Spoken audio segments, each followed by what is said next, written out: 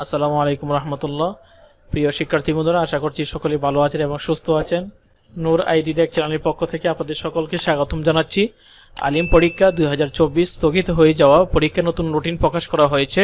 বাংলাদেশ মাদ্রাসা শিক্ষা বোর্ড বন্যার কারণে সিলেট বিভাগের স্থগিতকৃত পরীক্ষাসমূহের সময়সূচি: 15 অক্টোবর রোজ মঙ্গলবার কোরআন মাজিদ, 17 অক্টোবর বৃহস্পতিবার আরবি প্রথম পত্র আরবি সাহিত্য, 20 অক্টোবর রোজ রবিবার বাংলা প্রথম পত্র, 22 অক্টোবর রোজ মঙ্গলবার বাংলা দ্বিতীয় পত্র।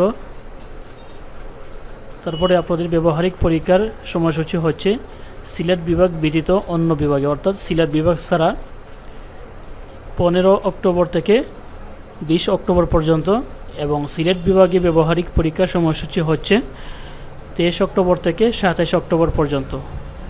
তো আমি আমার ভিডিওর ডেসক্রিপশন বক্সে এই রুটিনটি দিয়ে দিব, আপনারা এখান থেকে ডাউনলোড করতে পারবেন।